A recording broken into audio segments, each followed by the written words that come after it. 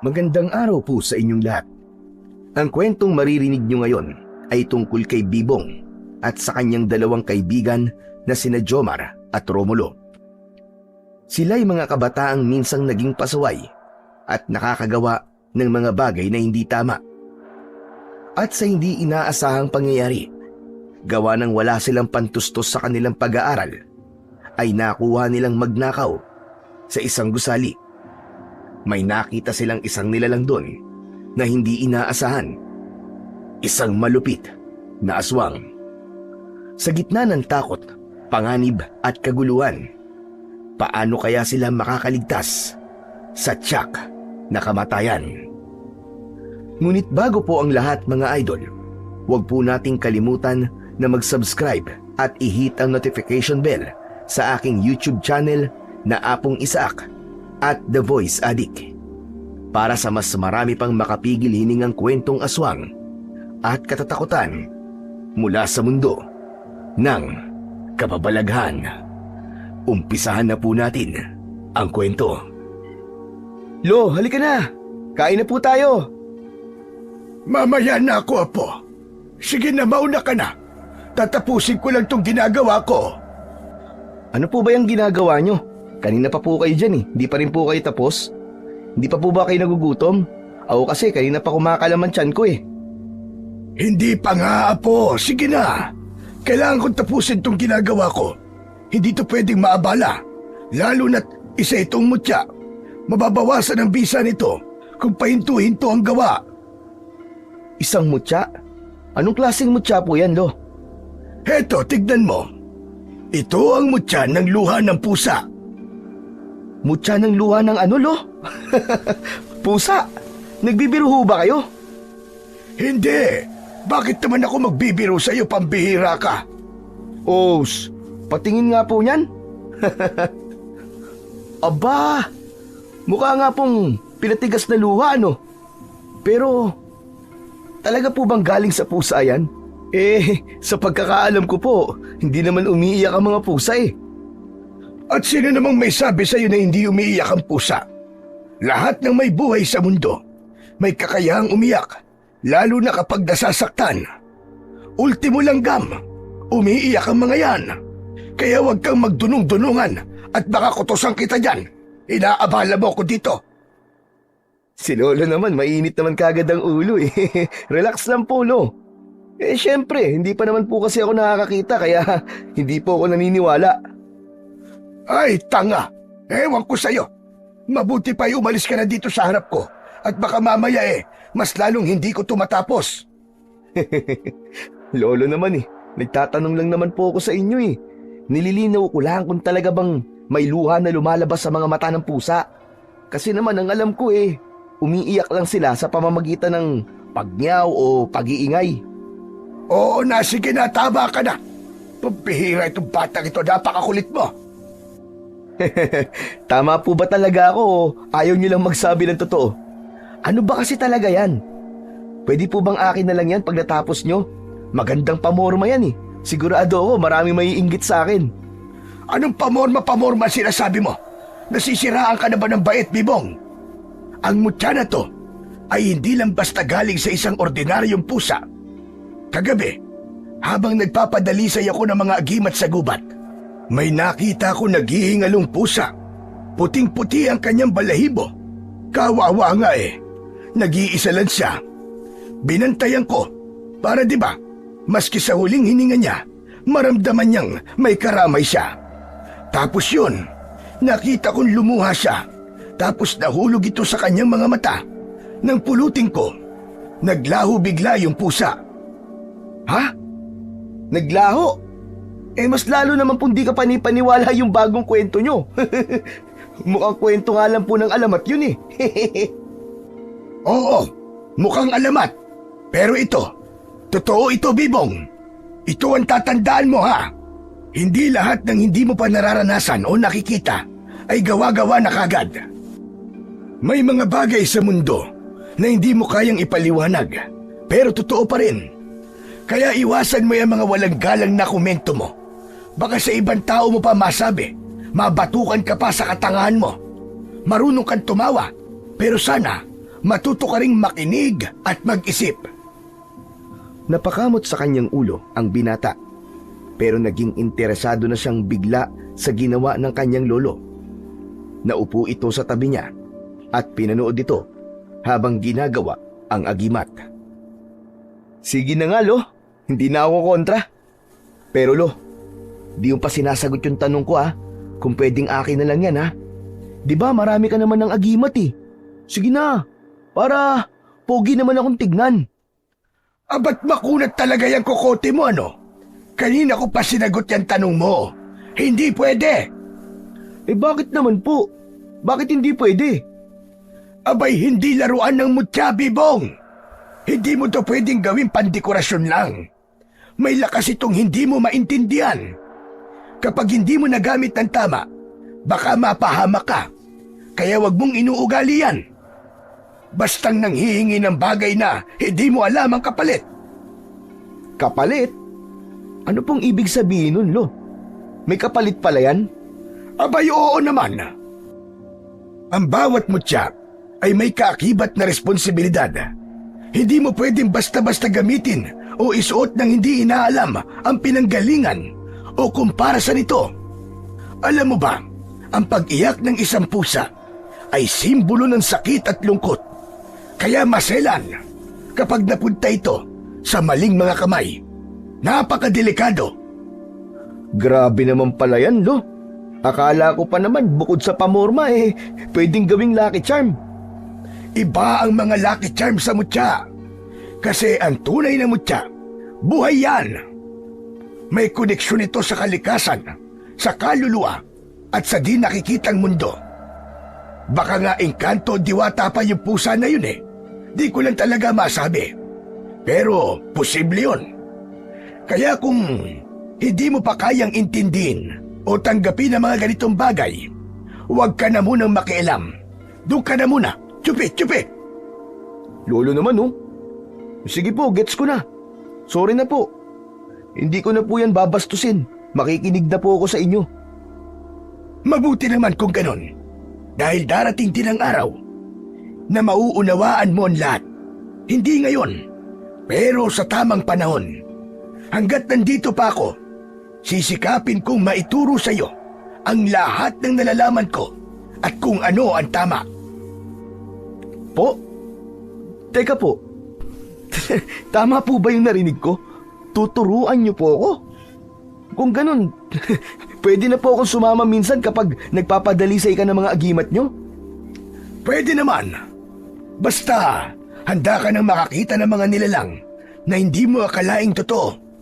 Tulad ng kapre, tikbalang, mga engkanto, maligno at iba pa. Sige, sa susunod, isasama kita. Pero siguraduhin mo na buo ang loob mo. Kaya ko po yun. Yun lang naman pala. Basic na basic lang sa akin yun, Lo. Ay, yabang nito.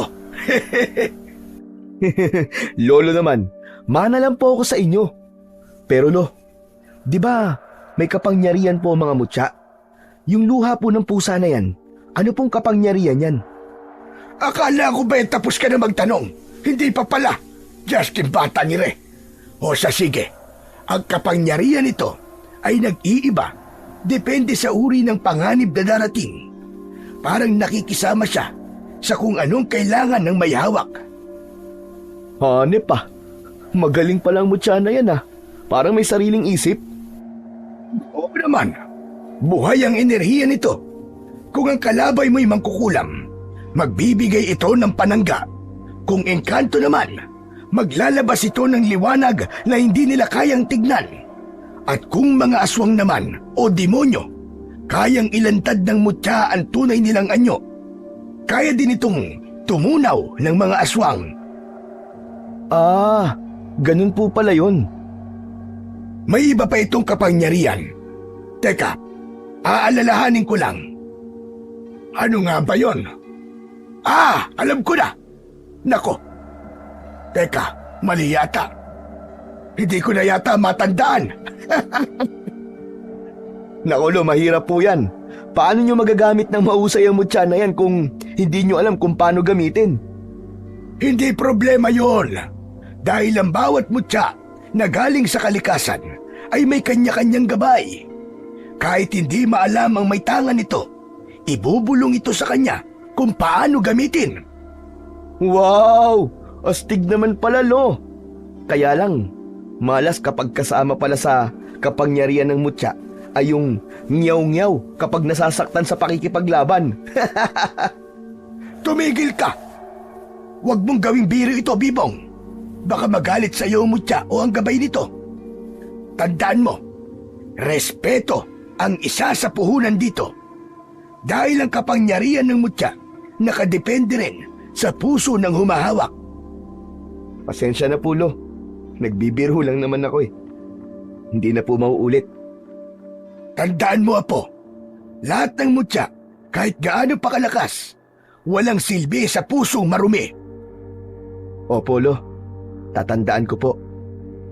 Importante ang mga ganitong agimat, lalo pat nakatira tayo sa ganitong klase ng lugar. Alam mo ba, dati, nung ako ay bata pa, nakatira pa kami dati sa ibang lugar at may nangyaring hindi maganda. Pero buti na lamang, isang magaling at matapang na antingero ang tatay ko, kaya nailigtas kami sa tiyak na kapahamakan. Hala? Totoo, Lo? Bakit po? Ano nangyari? Muntik na kaming masakop ng mga aswang noon. Nagsimula yon nang may isang mag-anak na lumipat sa baryo namin. Pagdating pa lang nila, hindi na naging maganda ang reputasyon nila dahil masasama ang ugali tapos mga walang pakisama. Hindi lumalabas ng bahay at iba pa. Tapos alam mo, mula nang dumating din sila, nagsimula na yung tuwing gabi umaalulong yung mga aso. Talagang nakakakilabot, Apo. Tapos, nagkaroon pa ng serye ng patayan, hindi lang ng hayop, pati ng mga tao. Hala? Grabe naman po, Lo. Hindi lang po ba kwento yan? Hindi kwento to, Apo. Totoo ito. At hindi ko makakalimutan ang gabi nung dinukot yung bata sa kapitbahay namin. Ha? May dinukot na bata ang aswang? Iyon ang hinala. Pero walang gustong magsalita. Ang mga tao sa baryo namin noon, takot. Takot na takot silang lahat. Hanggang isang gabi, nakita mismo ni tatay yung isang nilalang na lumipad. May mahabang kuko at pulang mga mata. Hindi siya tao, hindi rin hayop. Siya ay isang aswang. Ano pong ginawa niya, Lo? Nung makita niyo po yung aswang? Abay, nilabanan niya. Hindi siya nagdalawang isip. Ginamit niya ang isa sa pinakamakapangyarihang agimat na nakuha niya sa buntot ng tikbalang. Wow! Lo, sige po. Ituloy niyo pa po yung kwento. Ang ganda. Napatay po ba yung aswang sa gabing yun? Hindi. Pero ang ginawa ng tatay ko, nilusob niya yung bahay ng dayong pamilya. At alam mo ba kung ano ang nakita niya?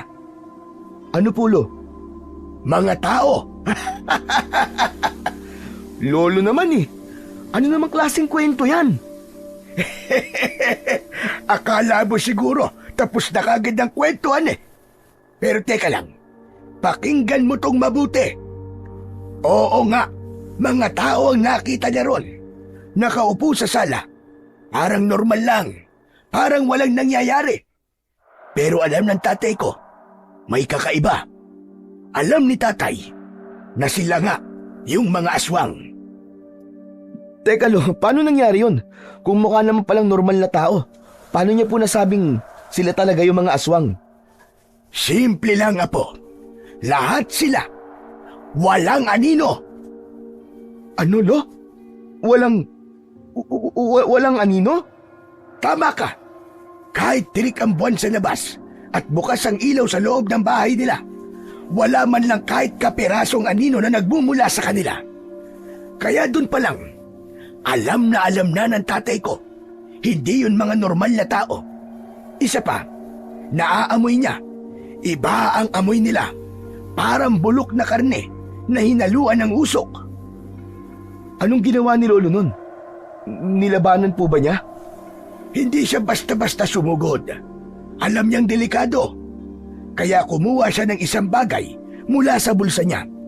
Isang puting bato na tinatawag na batong liwanag. Kapag itinapon mo yun sa harap ng isang nilalang ng dilim, hindi sila makakagalaw. Ginamit niya, Lo? Oo, tumayo siya sa tapat ng pinto at sabay sigaw ng orasyon. Nang tumama ang batong liwanag sa sahig ng bahay, biglang nagsilabasan ang tunay na anyo ng mga yon. Yung ama, naging isang mapanganib na baboy ramo. At yung ina naman, naging dambuhalang uwak na may mukhang tao. At yung anak, humaba ang dila at nagkaroon ng sungay. Naku po, Diyos ko. Ano nangyari pagkatapos? Ginamit niya yung agimat ng buntot ng tikbalang, kaya hindi na sila nakapagbalat kayo pa. Tinawag niya ang mga kapitbahay at ipinakita sa lahat ang tunay na anyo ng mga halimaw na yon.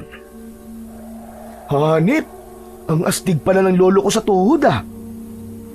Abay, siyempre naman. Pero teka lang, hindi pa tapos yung kwento. Nung oras na yon, na nalaman na ng lahat na aswang nga sila, may dumating na isa pang antingero. Doon nagsimula ang matinding bakbakan. 4 ang sugatan, 3 ang hindi nakita hanggang ngayon. Naku, ibig sabihin, Lo, may nakatakas? Delikado yun, Lo, kung hindi lahat napatay. Kaya nga at yun ang dahilan kung bakit kami lumipat dito. Nagalit kasi yung nanay ko noon. Ayaw na ayaw kasi ni nanay noon na nakikipaglaban sa aswang ang tatay ko. Kaya pinapili niya, lilipat o lilipat. Abay, matindi pala ang lola. Walang mapagpipilian. Paano naman po pala kayo nagsimulang maging antingero? Mangyaring mas maagang namatay ang nanay ko, Bibong. At mula nang mawala siya, si tatay naman ay naging tutok sa akin. Lahat ng alam niya tungkol sa mga agimat at mutya, itinuro niya sa akin. Ah, natututunan din pala talaga yun. Oo naman. Kaya ikaw, darating din ang panahon na sa'yo ko naman isasalin ang lahat ng alam ko. Pero sana, bago dumating ang araw na yon, alam mo na kung paano magseryoso. Sana matino ka na nun. Grabe naman po kayo sa akin, Lo. Matino naman po ako ah. Madaling sabihin yan, pero mahirap patunayan, Bibong. Ito ang tatandaan mo. Bago ko sa iyo ipasa ang mga alam ko at ang mga agimat ko, kailangan patunayan mong kaya mong panindigan ang mga ito. Pustahan pa tayo, Lo eh. Kaya ko yan, promise. Makikita natin. Importante din talaga na matuto ka. Dahil hindi habang buhay na nandito ako para ipagtanggol ka. Huwag niyo munang sabihin yan, Lo. Matagal pa yun. Matagal pa tayo magkakasama. Kaya wag po kayo mag-alala. O siya, sige. Tapos na ako rito. Tara na't kumain tayo. Gutom na rin ako. Tumayo ang maglolo, pero hindi pa man nila naihahakbang ang kanilang mga paa, ay narinig nila ang isang boses sa likuran nila. Parehas silang napalingon, gulat at may halong pagtataka. Si Romulo nakangisi habang pinapagpag ang alikabok sa kanyang tsinelas. Tama ba narinig ko? Kakain pa lang kayo? Ayos! Saktong-sakto pala dating ko. Pwede bang makikain? Hoy, anong ginagawa mo ritong kulukoy ka? Bigla ka na lamang sumusulpat ah. Makikikain? Bakit? Masama ba? Hindi naman ho kayo magagalit, hindi ba, Mang Oyo? Hindi naman, iho. Pero sana man lang, nagsabi ka kahapon na pupunta ka rito. Nakapagluto sana ako ng mas marami. Ewan ko lamang kung kasya sa atin itong sinaing. Nako, pasensya na po. Biglaan po kasi. Biglaan? Sus, maniwala ako sa'yo. Bawat punta nyo dito alam ko, planado. Ano na naman ba ang kailangan nyo ni Jomar? Saka kanina ka pa nakikinig sa usapan namin ni Lolo, no? Saka ba lumusot? Di ka namin namalayan ah. Sa daanan, malamang. At saka, paano mo ako mapapansin tutok na tutok kayo sa pag-uusap ng lolo mo. Buti nga, kilala ako ng aso nyo eh. Kung hindi, baka kinagat na ako. Nasaan ba si Jomar? Nandyan, Dumaan lang sa tindahan, bumili ng yosi. Susunod din daw dito. Ay nako, sana nagsabi muna kayo na pupunta kayo dito eh. Yan tuloy. Wala kaming masyado may papakain sa inyo. Nakakahiya.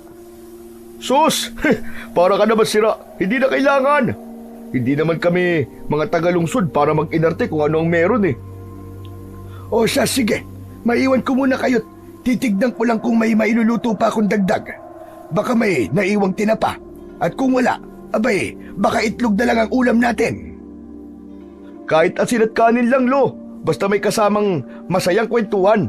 Panalo na yun. Umawa silang tatlo habang si Mang Oyo ay nagtuloy na sa kusina. Naiwan si Bibong at Romulo sa may bangko sa gilid ng bahay at ipinagpatuloy ang kanilang pag-uusap. O yun na nga, bakit nga pala kayo na parito? Bakit biglaan yata? May plano kasi kami ni Jomar. Siyempre bilang kaibigan, kasama ka. Ano na naman bang kalokohan yung plano nyo ni Jomar ha? Nung huling plano nyo, nabulilyaso yun eh. Abay, palpak. Muntik pa tayong mauwi sa kulungan. Ibubulog ko lang sa'yo. Baka mamaya marinig di Mang Oyo eh. Alam mo na, baka mag-alboroto yun. Ano ba kasi yun ha? Magnanakaw kami ni Jomar ng mga bakal saka iba pang scrap sa sirang gusali sa bayan. Di ba, matagal naman ng abandonado yun. Kaya, pakinabangan na natin. Ano, sama ka? Ano? Ano na naman yan, Romulo? Pambihira naman kayo, oo. Gagawa na naman kayo ng kalokohan eh. Hindi pa ba kayo nadadala? Aba, iba na yata ang tono mo ngayon ah. Bakit, ayaw mo? Hindi ka nasasama sa mga racket namin? Malalagot ako kay lolo niyan eh. Ayaw na ayaw niya mga ganyang kalokohan eh. Saka Chong, minsan minumulto na ako ng konsensya ko sa mga ginagawa natin eh. Ikaw, hindi pa ba? Sus, Ginoo ko. Hindi tayo mabubusog kapag puro takot at konsensya ang paiiralin mo. Saka ano ka ba? Tulad nga ng sinabi ko kanina, matagal nang abandonado yung gusali na yun. Wala nga pumupunta dun eh, kasi ang alam ng mga tao, pinamumugaran na multo yun. Pero hindi, kaya walang dapat na ikakonsensya. Saka Bibong, ang laki ng kita ron, sigurado kami. Nakita na namin eh, sa isang gabi lang, baka makaipon tayo ng 3 sako ng tanso. Alam mo naman na mahal ang tanso ngayon, di ba? Tapos, ipagbili natin kay Mang Elmer. Yak, humigit kumulang 5,000 kaagad yun. Kailan niyo ba pinlano ni Jomar? 1 linggo nang nakakaraan. Alam mo kasi itong kaibigan natin eh, may nakilala na nakatira malapit dun sa lugar na sinasabi ko sa'yo. Napaka-interesante talaga ng gusali na yun, Chong. Kaya yun, sinorbay na namin. Teka, di ba sabi mo, pinamumugaran ng multo yun? Hindi ba nakakatakot? Pambihira naman tong taon to. Maniwala ka naman sa mga multo-multo na yan. Sumama ka na. Sayang yung mga tanso dun, baka mabulok lang. Mas mainam na mapakinabangan na ng mga katulad nating mahigpit ang pangangailangan. Sayang yun, Chong. Ang daming pera nun. Ano, tatanggi ka pa? Pag-iisipan ko muna, Chong. Anong pag-iisipan muna? Mamayang gabi na yun eh. Sumama ka na. Teka, bukod sa konsensya mo, bakit ka nga pala tumatanggi na? Nagbago ka na o ayaw mo na kaming kabarkada? Huy, hindi naman sa ganun. Ang sa akin lang kasi, parang nagtanda na ako dun sa huli nating racket eh. Ah, yun ba? Kalimutan mo na yun. Alam mo, makinig ka sa akin. Sumama ka na, akong bahala sa'yo. Yung kikitain natin dun, di hamak na mas malaki kesa dyan sa pa-sideline mo na pagpasok sa construction. Isipin mo, sa pera na yun, mabibilan mo na ng gamot ng lolo mo at makakabili ka ng masasarap na pagkain yung dalawa. Nagkakamali ka, Chong. Si Lolo, mas gugustuhin nun na mag-ulam ng asin basta't malinis. Pero kapag ganun na masarap nga ang ulam, pero pag nalaman naman niyang galing sa nakaw, hindi yun kakain. Matindi ang prinsipyo ng lolo ko, baka akala mo. At alam mo yan. Saka, hindi ko basta-basta kakalimutan yung nangyari na yun eh. Muntik na tayong makulong eh. Huwag kang masyadong malakas ang boses. Baka mamaya marinig tayo ng lolo mo. Palayasin pa ako dito. Chong, pangako ko sa'yo, hindi tayo mapapahamak sa pagkakataong to.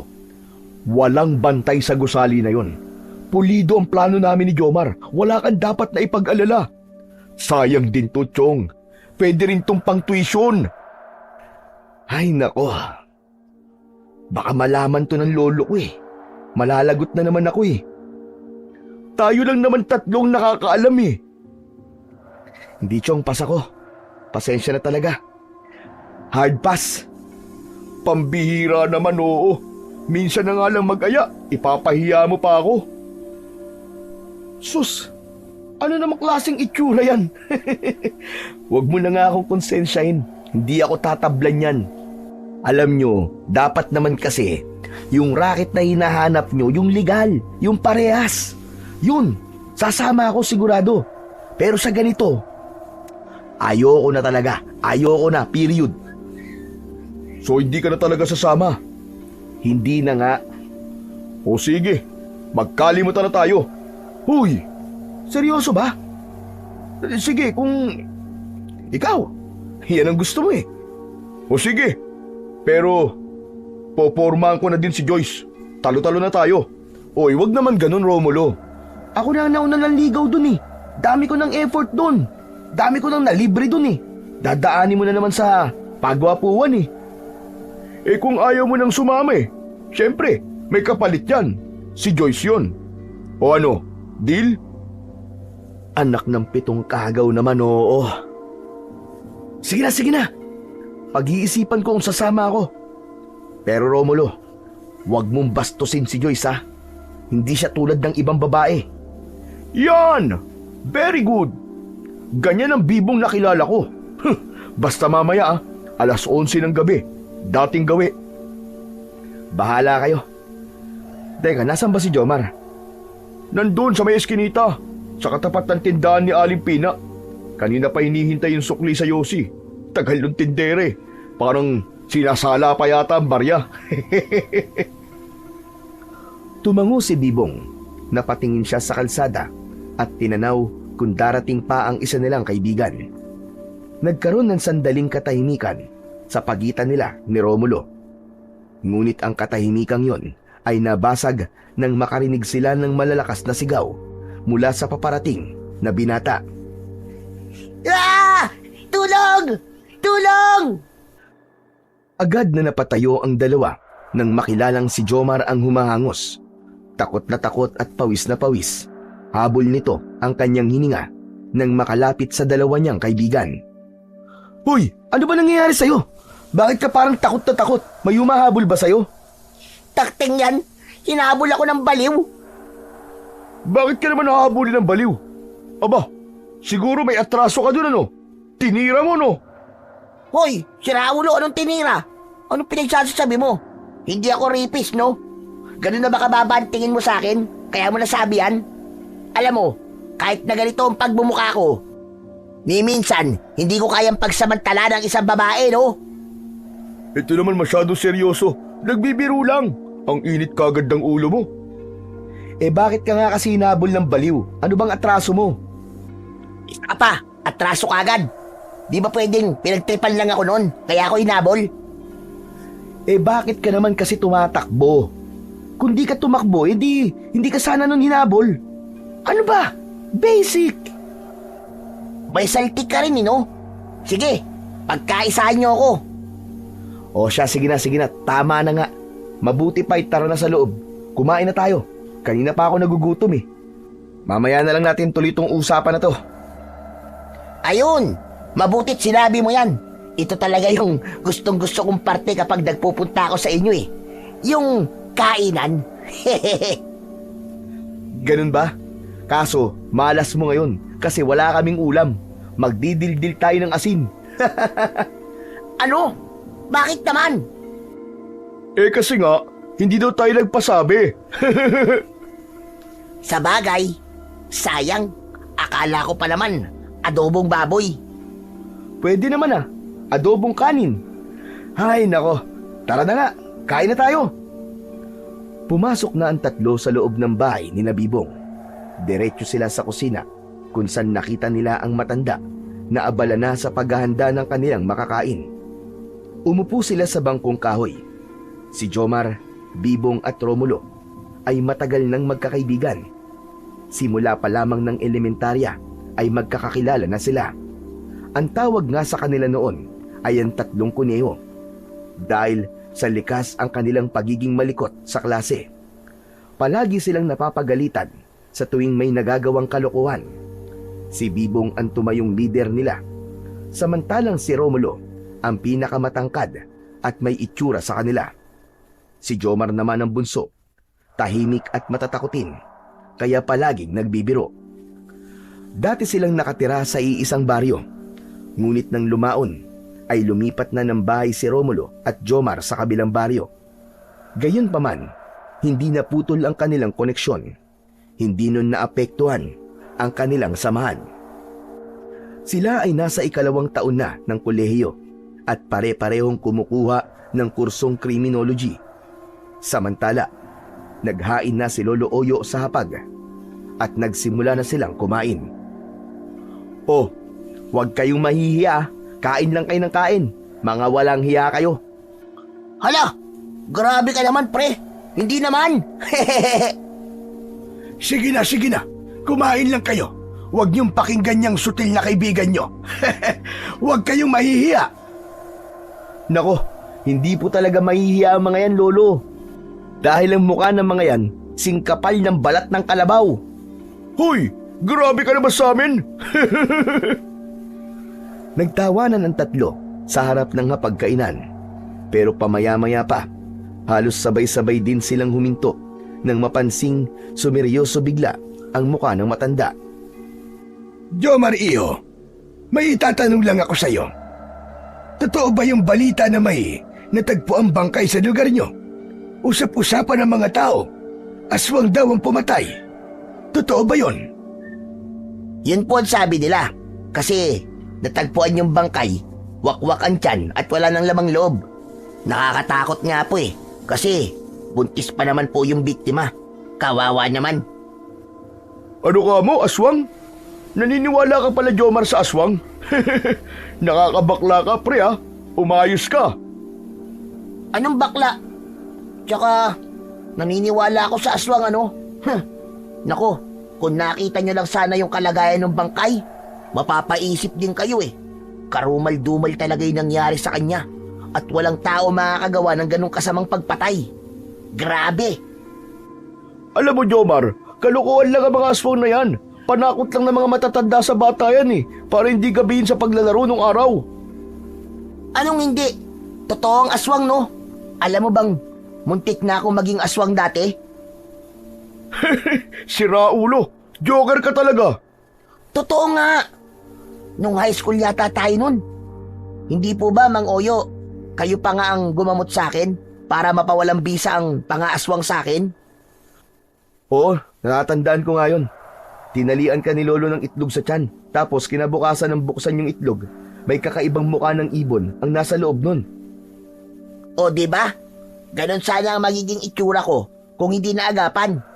Baka ngayon, wala na kayong kaibigan na gwapo. Lolo, saan banda? Wala naman ako nakikita ang gwapo ah.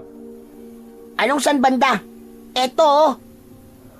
Pero alam nyo, mabuti na lang at naagapan talaga ako ni Lolo. At saka, mabuti na lang, magaling po kayo. Alam nyo, hindi talaga ako naniniwala sa mga aswang eh.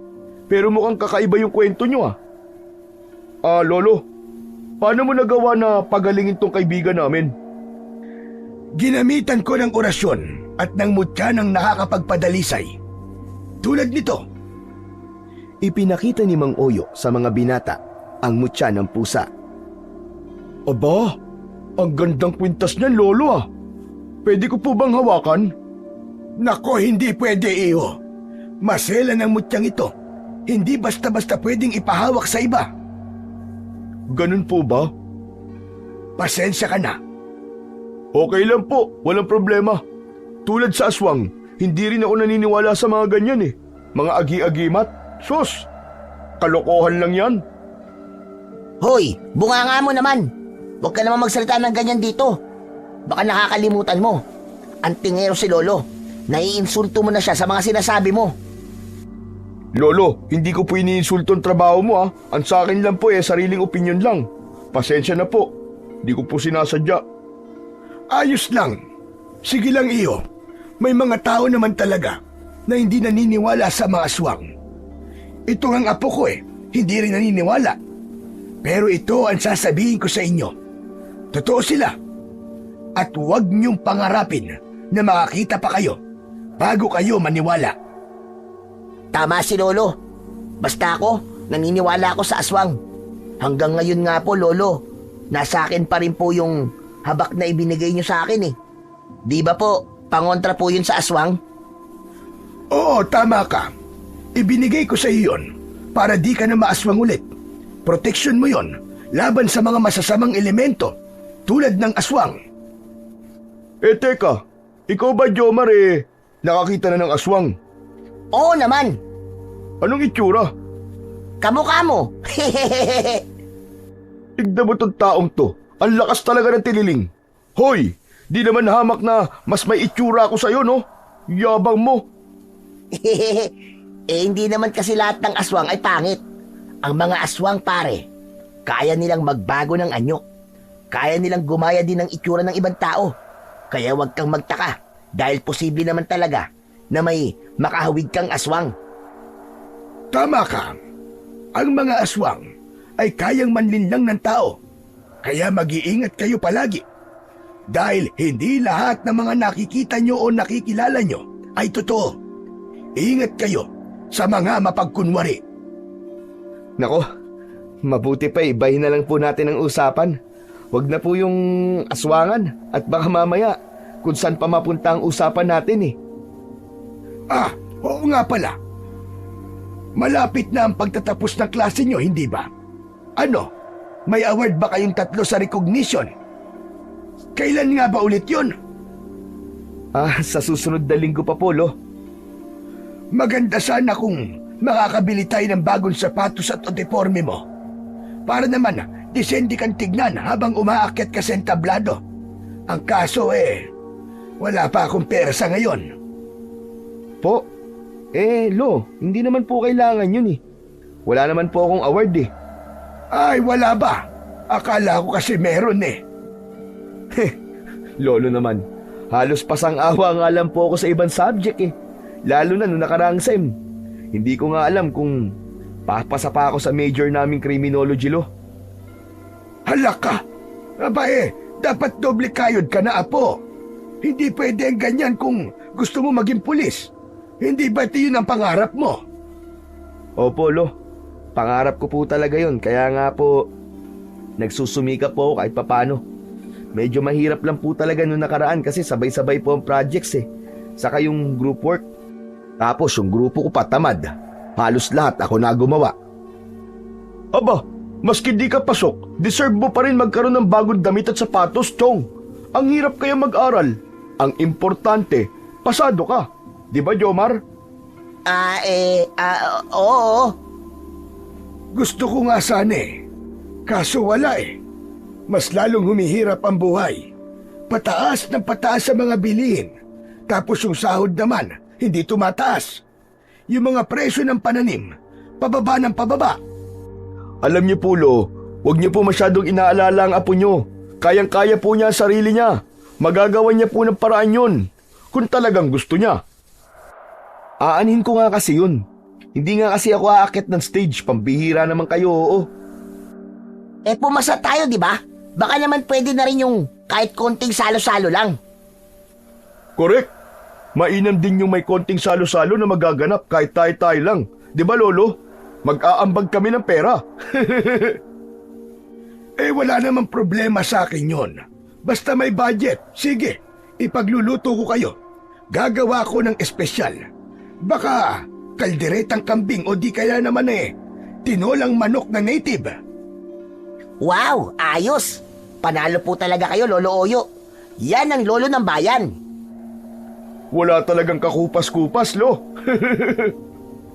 Sus, binola niyo na naman ang lolo ko. Lakas talaga ng mga dila niyo, Chong. Lo, Huwag niyo po muna silang patulan. Huwag na muna nating isipin yung handa-handaan na sinasabi nila. Saka na lang po kapag graduation na. Malayo pa naman po yun eh. Makakaipon pa tayo. Yan ka na naman. Kinontra mo na naman. Sige na, ituloy nyo na yung pagkain nyo. Saka na lamang natin pag-usapan ng salo-salo na gusto nyo. Ipinagpatuloy nila ang kanilang pagkain. Nang matapos, nagtulong-tulong ang tatlo sa pagliligpit ng kanilang pinagkainan at sila na din ang naghugas ng pinggan. Bagay naman na labis na kinatutuwaan ng matanda sa dalawang kaibigan ni Bibong. Walang alam ang matanda sa mga ginagawa nilang kalokohan. Tumambay ang tatlo sa sala, samantalang si Lolo Oyo naman ay pumunta na sa likod ng kanilang bahay para naman asikasuin ang kanilang mga alagang hayop. Napatingala sa bubong si Romulo. Pre, tignan mo. Sira na pala tong bubong nyo eh. Ang dami ng butas. Kaya nga madami na talagang sira yan. Wala naman kasi kaming perang pampaayos eh. Yung pera na kinikita ko sa pagsa-sideline nauuwi lang sa mga gastusin namin dito, tsaka sa school. Ang hirap talaga maging mahirap. Alam mo, Chong, kung ako sa'yo, pumayag ka na kasi na sumama sa amin ni Jomar. Huwag ka nang pakipot pa. Para ka naman chicks eh. Saka, huwag ka mag-alala. Mag-iingat naman tayo eh. Bakit? Ayaw mo ba sumama, Chong? Ano nangyari? Takot daw. Baka daw mabulilyaso ulit. Sos, madali lang tong racket natin na to ngayon, tol. Wala kang dapat na ipag-alala. Yan nga din ang sinabi ko sa kanya. Kaso, ang hirap namang kausap. Natatakot na kasi talaga ako eh. Kasi nga, baka mamaya, yan ang ikasira ng kinabukasan ko. Mga Chong, gusto kong makagraduate ng college. Gusto kong maging pulis. Kapag nakulong tayo, wala na. Paano pa tayo gagraduate? Kita mo? Hirap kausap, di ba? Hayaan mo na kung ayaw niya talaga. Ha? Sigurado ka ba? Eh di ba, gagawin nga natin to kasi. O bakit? May nangyari ba sa inyo, Jomar? Alam mo, Chong, nasa ospital kasi ang nanay ko eh. Kailangan ko ng pera.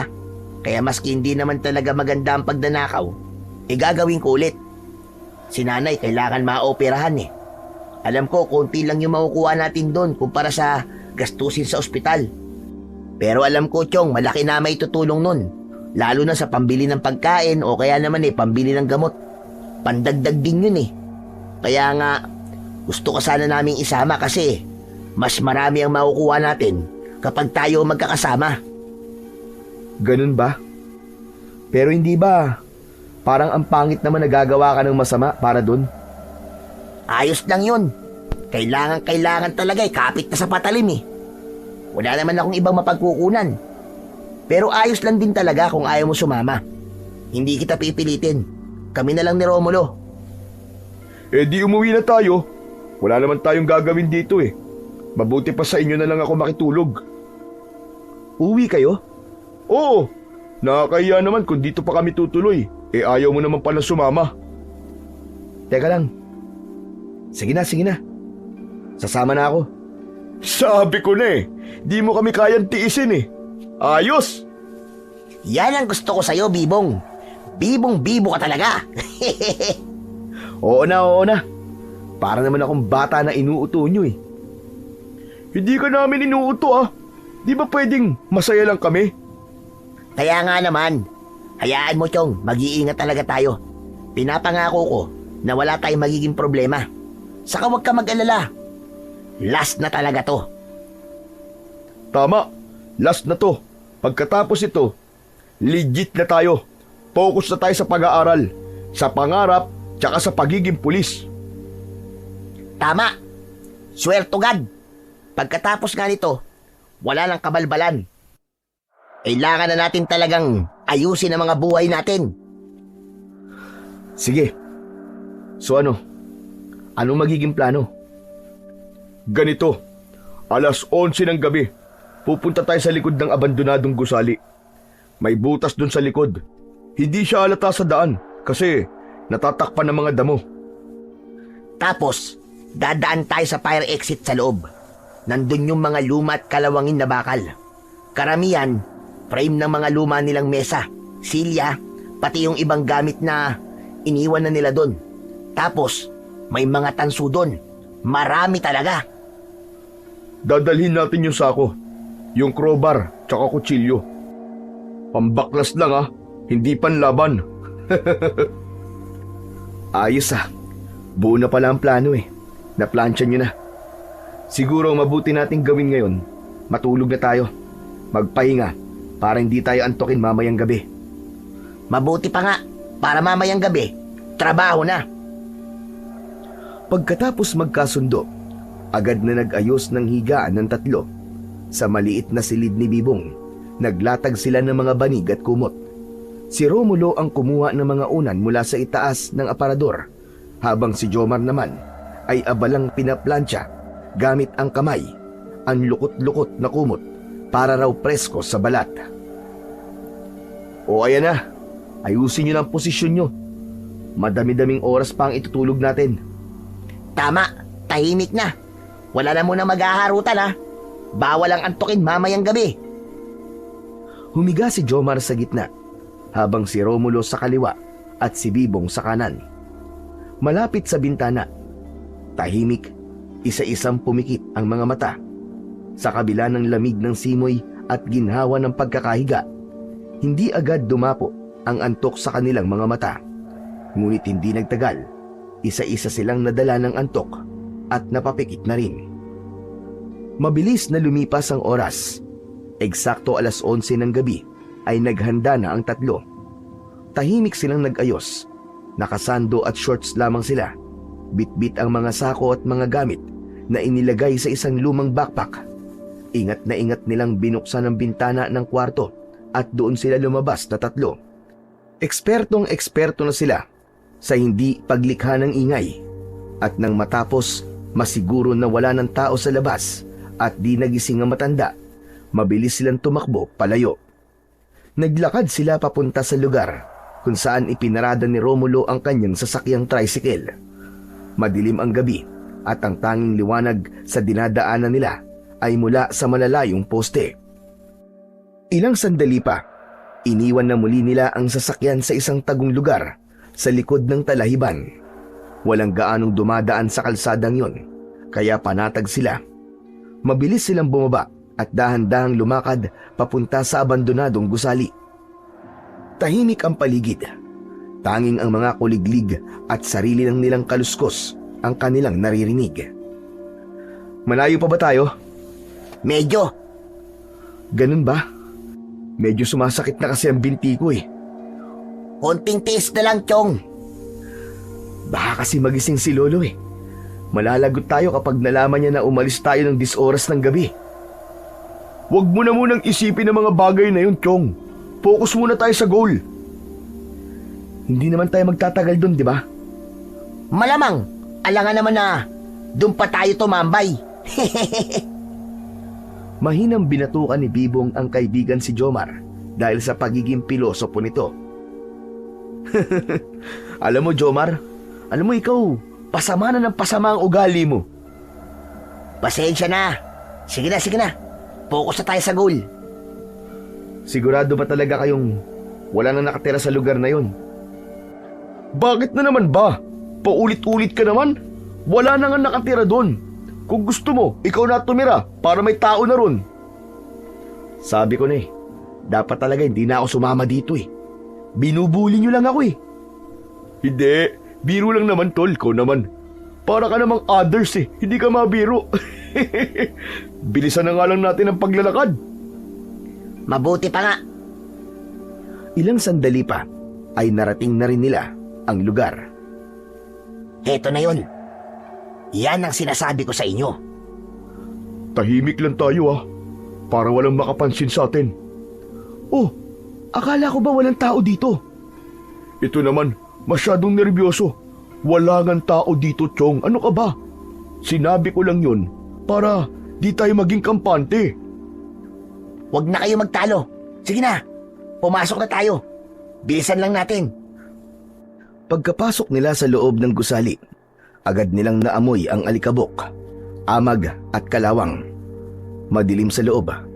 Tanging ang liwanag ng maliit na flashlight ni Bibong ang nagsisilbing gabay nila habang dahan-dahan silang naglalakad papasok. Grabe. Nakakatakot nga pala tong lugar na to, no? Ang daming mga sirat dumang kabaong. Wala na itong pinagkaiba sa sementeryo, ah. Ayos lang yan. Hindi naman talaga dito sa ibaba ang nakakatakot eh. Doon sa itaas. Kasi ang alam ko, doon yung katayan nila ng mga patay. Hehehe. Ano? Anong katayan? Doon sila nag-iimbalsa mo ng mga patay. Ito naman oh, kung ano-ano iniisip eh. Sushme. Sa isang sulok, nakita nila ang lumang fire exit na tinutukoy ni Jomar. Doon naroon ang mga kalawangin at sirang bakal, mga frame ng mesa, silya, cabinet at iba pang gamit na iniwan lang sa paglipas ng panahon. Meron ding mga sirang electric fan, ilang lumang wiring at metal parts na puno ng alikabok. Dito tayo magsimula, Jomar. Buhatin mo yung sako. Bibong, hawakan mo yung ilaw. Agad nilang inilabas ang mga dala nilang gamit, kutsilyo, crowbar at sako. Mabilis ang kilos ni Jomar. Maraan niyang binabaklas ang mga tansong bahagi ng electric fan. Si Romulo naman ay abala sa pagtatanggal ng tornilyo sa isang bakal na kabinet gamit ang crowbar. Si Bibong, habang hawak ang flashlight, panayan lingon sa paligid. Bilisan niyo, pre. Hindi ko alam kung bakit pero parang may mali eh. Ang bigat ng hangin, tapos ang baho. Parang may amoy daga na nabubulok. Relax ka lang. Nasa loob lang tayo ng lumang gusali. Normal lang yan. Pero hindi mapakali si Bibong. May naririnig siyang mahihinang yabag sa itaas. Parang may bumubuntong hininga sa likod ng mga sirang dingding. Napatingin siya sa madilim na bahagi sa itaas na palapag. Wala siyang makita, pero naroon ang pakiramdam na parang may nakatingin. May tao ba dyan? Hoy! Sinong kinakausap mo dyan? Pambihira to oh. Kasi parang may tao sa taas eh. Huwag ka na nga manakot dyan. Bilisan na lang natin ang trabaho. Grabe, jackpot tayo dito, ang daming tanso. Yan oh, kunin na rin natin yung mga bakal. Pwede ring ibenta yan. Ipinagpatuloy na nga nila ang kanilang ginagawang pagnanakaw. Halos mapuno na nila ang 2 sako. May isa pa silang dapat na punuin. Ngunit habang nagpapatuloy sila, biglang napatingin si Bibong sa may hagdan. Malakas talaga ang presensya sa kanya ng kung sino man ang nasa may hagdan. Pakiramdam kasi ng binata ay may nakatitig sa kanila at sinusundan sila saan man magpunta sa loob ng gusali na yon. Hoy, Bibong! Okay ka lang ba? Hindi, Chong. Pero ayos lang, sige. Huwag ka mag-alala sa akin. Ay nako, hayaan mo na nga muna yan, Jomar. Nagtitrip lang yan eh. Biglang isang malakas na kalabog sa itaas ang kanilang narinig. Napalundag si Bibong at nagpaikot-ikot agad ang flashlight papunta sa hagdan kung saan tila nanggaling ang tunog. Pero wala naman silang makita doon. Narinig niyo yun? Oo. Nako, kayo naman oh. Daga lang yun. O kaya naman baka pusa lang. Pero kahit paanong paliwanag ni Romulo, ramdam sa ere ang kakaibang lamig. Bumigat ang pakiramdam ng paligid. At kahit sila ay parang hindi na gaanong sigurado sa mga sarili nilang sinasabi, nagkatinginan sina Jomar at Romulo. Nagkaunawaan. Tignan natin sa taas. Tara, sama ka, Bibong. Ako na lang ang magbabantay dito. Aayusin ko pa itong mga nasa sako eh. Okay, sige, ikaw bahala. Pero kung may mangyari na kakaiba, tawagin mo lang kami Pupunta lang kami doon sa taas para makita, baka mamaya may mahalagang bagay pa nandun eh. Tumango na lamang si Bibong. Umakyat na sina Romulo at Jomar, dala ang flashlight at crowbar. Naiwan si Bibong sa ibaba, nakatayo sa 2 punong sako. Nang mawala ang dalawa sa kanyang paningin, muling bumalik ang pakiramdam na parang may mga matang nakamasid sa kanya. Maya-maya ay umihip ang hangin. Tapos ay may parang nakita siyang dumaan sa kanyang likuran. Anak ng teteng oh. Ano ba yun? Luminga siya pero wala pa rin siyang nakita. Nagsimulang bumilis ang tibok ng kanyang puso. Para siyang nauupos sa sarili niyang takot. Hindi pa man nagtatagal ay may narinig siya ulit na malakas na pagbagsak ng bakal at gumulong pa ito sa saig. Jomar? Romulo? Kayo ba yan? Walang sumagot sa kanya. Pumunta siya sa pasilyo, sumilip sa direksyon ng tunog. Wala pa rin siyang nakita. Pagbalik niya sa dating pwesto, nakita niyang nakabukas ang isa sa mga sako. Tila ba may gumalaw? Parang may humukay sa loob nito. Napaatras ang binata. Anak ng... Mukhang akong pinagtitripan ng dalawang to ah. Hoy! Bilisan niyo dyan! Nang makaalis na tayo! Bibong, huwag ka masyado maingay. Ano ka ba? Ano ba kasing ginagawa niyo sa taas? Halina kayo dito, umuwi na tayo! O sige, sandali lang. Babalikan ko lang si Romulo. Sige, sige! Bilisan niyo na! Muling nawala si Jomar sa paningin ni Bibong. Muli siyang naiwan sa ibaba. Nagbantay ng kanilang mga gamit. Inisa-isa niyang inayos ang mga gamit na scrap na nakuha ng kanyang mga kaibigan. Ngunit hindi pa man siya nangangalahati sa ginagawa ay napahinto siya nang marinig niya ang sigawan ng kanyang mga kaibigan sa itaas ng gusali. Bigla siyang naalerto. Agad na kumilos at tataas na sana siya. Pero nakasalubong niya si Romulo. Tumatakbo pababa. Oh! Ano nangyari? Nasaan si Jomar? Umalis na tayo rito! Bilisan mo! Sandali, si Jomar! Hindi natin siya pwedeng iwan! Hayaan mo na siya! Umalis na tayo! Huwag ka makulit! Hindi ako aalis dito, siraulo ka ba? Sabihin mo sa akin kung bakit ka nagkakaganyan. Hindi ko iiwan si Jomar dito. May aswang sa taas. At si Jomar sinugod ng aswang. Kitang-kita ko, Bibong. Ano? Paano nagkaroon ng aswang dito? Hindi ko alam. Mamaya na tayo mag-usap. Kailangan na natin makaalis dito bago pa bumaba yung aswang na yun. Mapapahamak tayo dito. Si Jomar, hindi na natin siya matutulungan.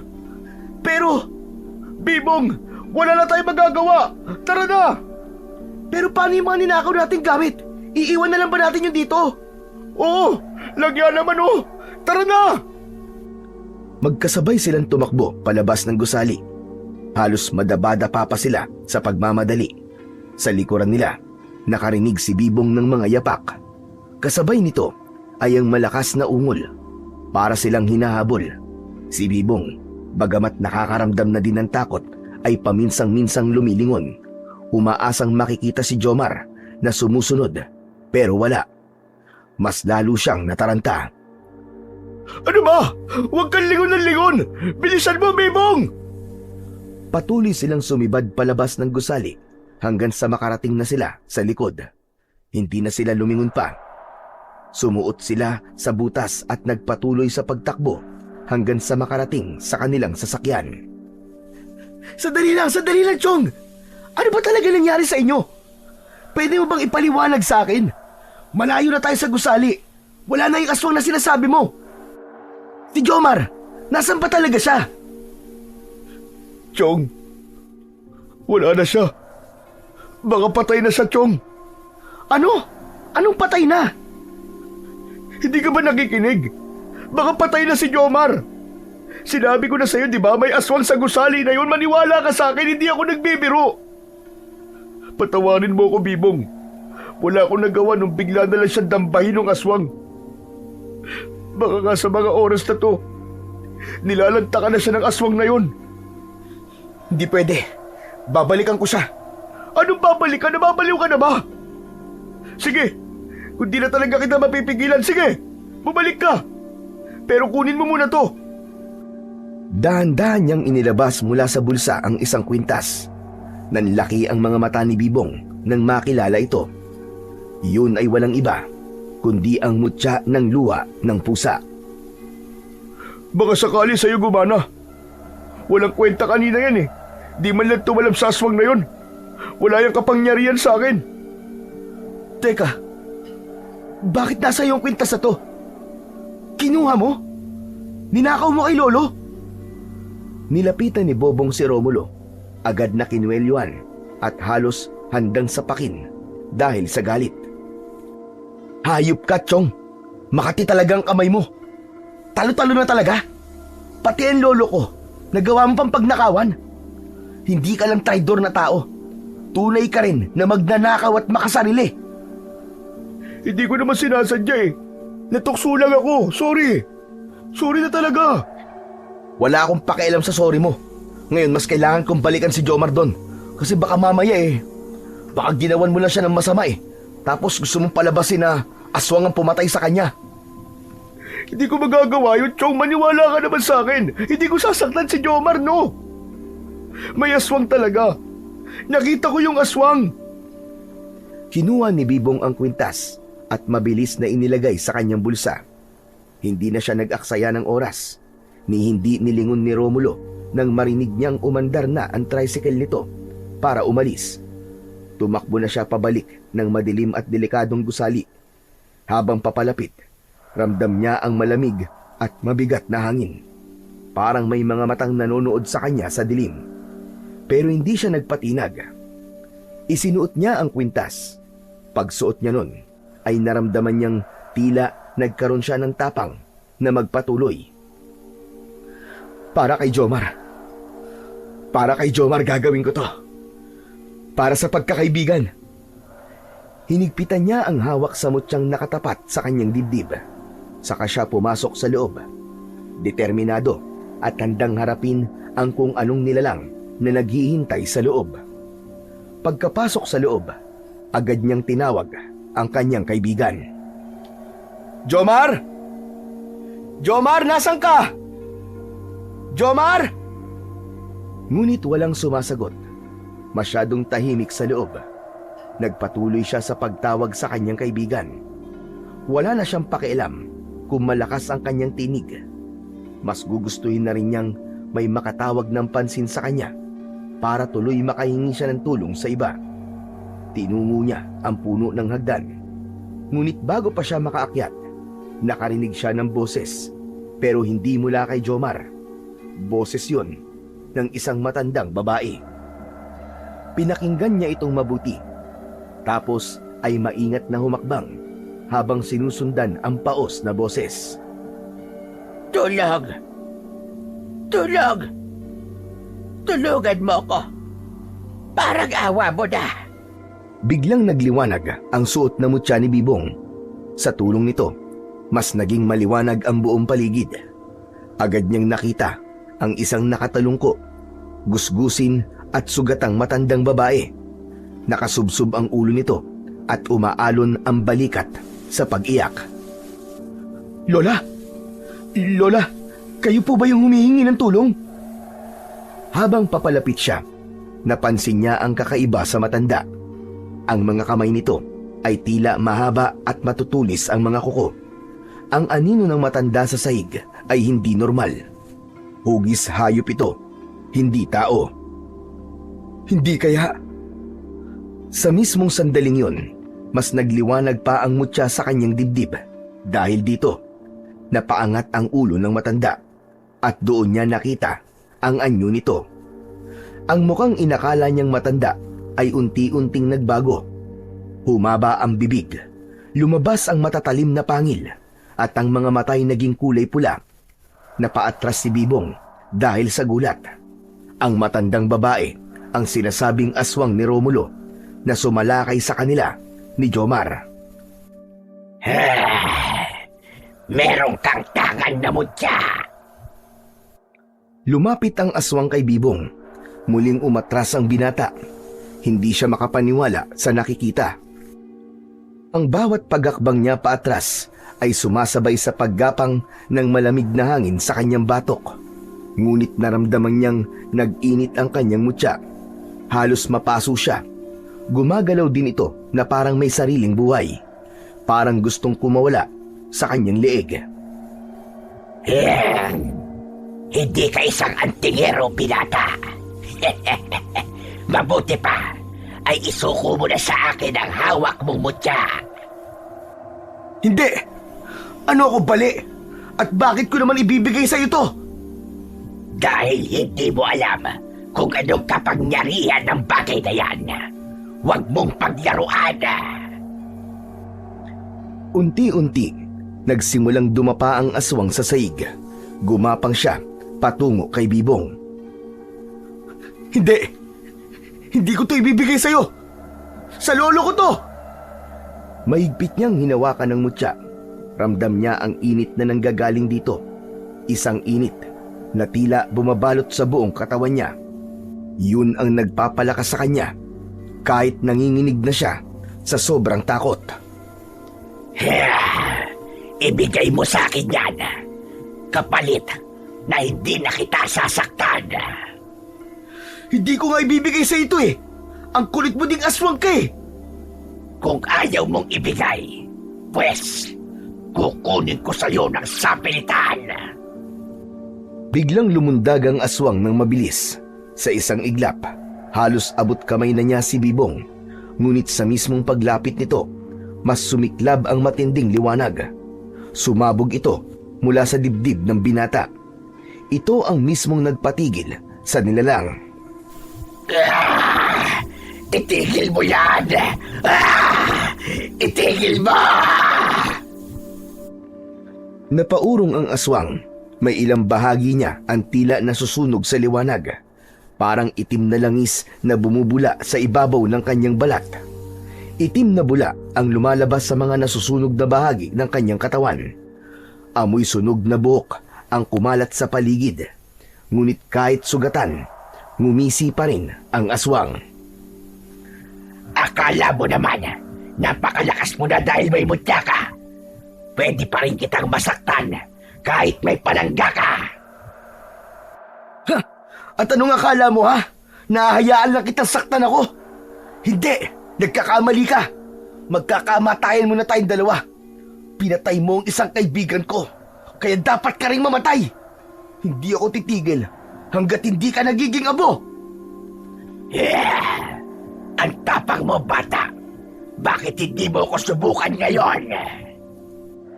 Gamit ang mahabang dila, ay balak sanang ipulupot yun ni Maura sa braso ni Bibong, ngunit mabilis na nakailag ang binata.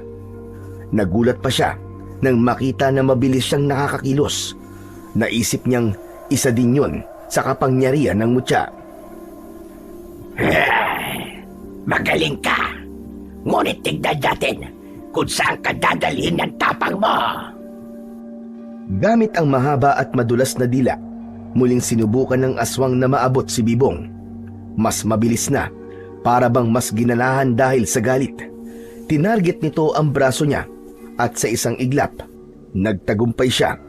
Naipalupot niya dito sa kaliwang kamay ng binata ang kanyang dila. Pumulupot na parang ahas. Ramdam ng binata ang malamig at malagkit na pakiramdam at ang paghigpit nito na para itong pinipiga. Napasigaw siya sa sakit. Ah! Bitiwan mo ako! Bitiwan mo akong bruha ka! Pilit niyang hinila ang sarili palayo. Ngunit parang bakal ang pagkakapulupot ng dila ng aswang sa kanyang braso. Naramdaman niya ang pamamanhid na mabilis na gumagapang sa kanyang braso. Para bang may lason ang laway ng halimaw. Habang nagpupumiglas siya, nakikita niya ang mapanlait na ngisi ng halimaw. Humina ang liwanag ng mutya, kasabay ng pangihina ni Bibong. Napaluhod ang binata sa sakit. Ngunit bago pa siya tuluyang mawalan ng pag-asa, isang sigaw ang kanyang narinig. Nakita niya ang anino ng isang lalaki na nasa likod ng aswang. May hawak itong bakal. Hinambalos nito ang halimaw. Hayop ka! Bitiwan mo ang kaibigan ko! Tumama ang bakal na tubo sa tagiliran nito, dahilan para lumuwag ang pagkakapulupot ng dila nito sa braso ni Bibong. Napaatras ang aswang, napangiwi sa sakit. Jomar! Buhay ka pa? Oo naman! Muntik na ako mapatay ng hayop na yan. Mabuti na lang at nailigtas ako ng habak na ibinigay sa akin ng lolo mo. Talaga? Paano ka niligtas niyan? Magsasalita pa sana si Jomar, pero nakita nilang naghahanda na naman ulit ang aswang sa muli nitong pagsalakay. Mas galit ito, mas mabangis na ang kanyang anyo. Kumanda kayo! Papatayin ko kayong dalawa! Tol, tara na! Mga unggoy, hindi na kayo makakatakas sa akin! Gagawin ko na kayong pagkain! Mabilis na pumihit ang dalawa at tumakbo palayo sa aswang. Pre, anong plano? Ano pa? E di yan tumakbo. Nagkatinginan ang magkaibigan. Bagamat parehas na nanginginig pa rin ang mga tuhod sa labis na takot, ay pareho silang hindi sumuko. Isang malakas na alulong ang kanilang narinig mula sa aswang. Sunod ay natahimik ang paligid. Muling sumuot sa butas ang dalawa palabas ng gusali. Kapwa sila hingal at pagod, pero nagpatuloy sila sa mabilis na pagtakbo. Hindi sila tumigil dahil bawat takbang nila ay may mabilis na aninong nakasunod. Tol, pagod na ako. Ayaw tayong lumayan ng aswang na yun. Akala mo, para tayong marathon runner nito eh. Tumakbo ka lang, Tol. Huwag kang magre-reklamo. Ngunit bigla silang napahinto nang mula sa madilim na bahagi ng daan ay may biglang sumulpot na aswang sa kanilang harapan. Akala nyo makakatakas na kayo? Hindi pa tayo tapos, mga ungas! Eh di wow! Mabilis na umataking muli ang halimaw, parang kidlat sa bilis. Pero agad namang umilag ang dalawa. Nagsenyasan sila. Sa kanan ako, Chong! Doon ka naman sa kaliwa! Sige, Chong! Mabilis silang pumwesto at sabay na umatake. Si Jomar ay hawak pa rin ang tubo, samantalang si Bibong naman ay kinuha ang mutya sa kanyang leeg at mahigpit na hinawakan. Bahala na nga si Batman! Ah! Pinisil niya ang mutya at agad na nagpakawala na naman ito ng nakakasilaw na liwanag. Naramdaman ni Bibong ang kakaibang bilis at gaan ng kanyang katawan. Nakakatalon siya ng mataas at bawat paglapag ng kanyang mga paa ay walang ingay. Bago pa makaporma ang aswang, mabilis na dumulas si Bibong sa pagitan ng mga binti nito at niyakap niya pareho. Idinikit ang mutya sa balat nito. Sigaw ng sigaw ang halimaw dahil sa sakit, dahil sa pagkakalapnos ng kanyang mga binti.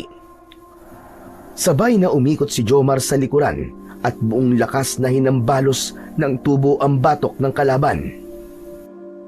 Sige na, pre! Banata mo ng banatan! Huwag kang titigil hanggat di namamatay yan! Sunod-sunod na suntok, hambalos at tadyak ang nangyari.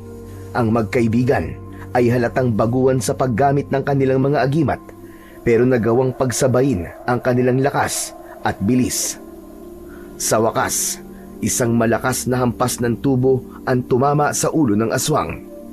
Kasabay ng patuloy na pagkakapaso ng balat nito sa liwanag ng mutya ng luha ng pusa, unti-unting nawalan ng lakas ang aswang.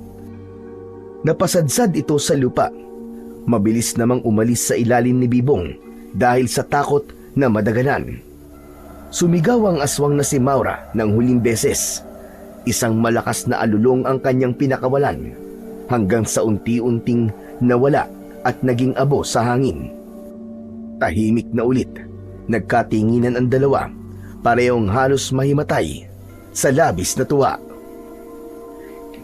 Pre, ang galing. Buhay pa tayo. Ayos. Mabuti na lang talaga. Magaling ka sa katawan, Chong. Ay, grabe. Nagawa talaga natin. Natalo natin yung aswang, Chong. Ang galing natin. Nag-apir ang dalawa.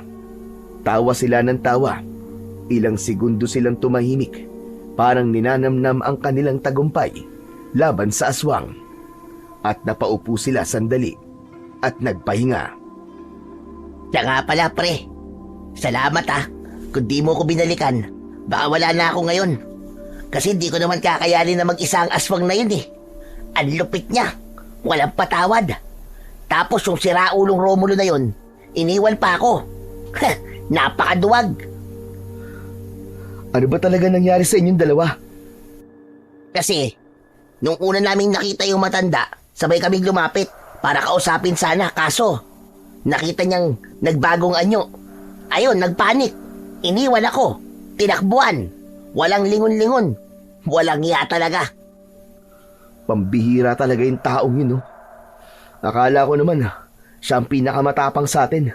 Siya naman pala ang totoong duwag. Ayun nga umuwi na. Pinaandar na kagad yung tricycle. Iniwan na talaga tayo ng hayop na yun. Umanda siya sa akin. Mabuti ka pa, Chong. Alam mo, kahit medyo sablay ka minsan, totoo kang kaibigan eh. Loko ka. Kailan naman ako naging sablay, ha? Pero Chong, salamat din, ha. Tinulungan mo din naman akong kalabanin yung pangit na halimaw na yun eh. Kaya yung tagumpay na yun, Chong, sa ating dalawa yun. Para sa ating mag-best friend na walang sukuan, walang iwanan. Nagyakap ang dalawa. Sandaling katahimikan, pero biglang dumilim ang paligid. Napatingin sa buwan si Bibong at nakita niyang tumakip ang itim na ulap sa buwan. Umihip din ang malamig na hangin na nagpatindig ng kanilang mga balahibo. Pre, mabuti pa talaga. Kinakabahan na naman ako eh. Parang may masamang mangyayari. Agad silang tumayo, pero napansin din ni Jomar ang mutya sa kamay ni Bibong. May usok na kulay abo. Umiikot-ikot ito sa palad ni Bibong, paakyat sa braso. Pre, yung mutya mo. Ano nangyayari? Ha? Ano to? Tinignan niya ang mutya. Napanganga siya nang makitang may usok nang lumalabas dito. Bukod pa sa parang tumitibok-tibok ang bato na parang may pulso. Pumipintig-pintig. Bitiwan mo na, pre! Bitiwan mo! Hindi pwede! Kay Lolo Tochong eh! Magagalit sa akin yun!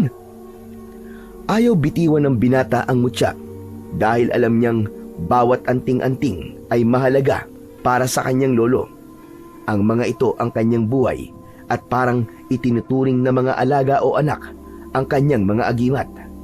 Kaya naman, kung hindi niya maibabalik ang mutya sa kanyang lolo, alam niyang magdadamdam ang matanda sa kanya.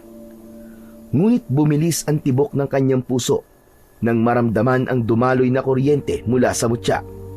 Mula sa kanyang palad, paakyat ng braso hanggang sa kanyang balikat.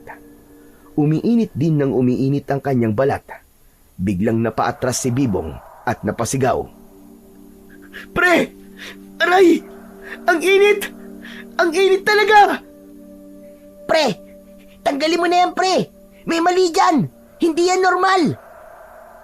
Sinubukang hilahin ni Jomar ang kwintas sa palad ni Bibong, pero hindi niya ito matanggal. Parang nakadikit na ito sa balat. Para bang may humahawak dito na hindi nakikita. Tila may sariling buhay ang mutya. Ayaw na matanggal, Chong! Anong gagawin natin? Ah! Anong klaseng mutya ba yan? Takot na takot si Jomar habang hawak ang balikat ng kaibigan. Napansin niya ang balat ni Bibong. Unti-unting nangingitim. Para bang may maitim na likido na dumadaloy sa mga ugat nito. Ang mga linya sa braso ay naging itim din. Parang may lason. Ah! Ang sakit, pre! Parang sinusunog ako sa loob! Pinagpapawisan na si Bibong kahit malamig ang hangin. Tumulo na din ang kanyang luha dahil sa takot at hirap na kanyang dinaranas. Napaupo siya sa damuhan, halos mawalan na ng malay. Anak nang, anong gagawin ko? Paano to? Biglang may lumabas na liwanag sa mutya. Unti-unting nabuo ang isang muka. Isang babae, nakapikit at umiiyak. May mukha, Bibong! May mukha sa mutya! Maya-maya, ang liwanag na nabuo ay biglang lumapit kay Jomar. Nag-iba ito ng anyo. Mula sa anyo ng babae, naging usok na puti at nagpaikot-ikot sa kanilang dalawa ni Bibong.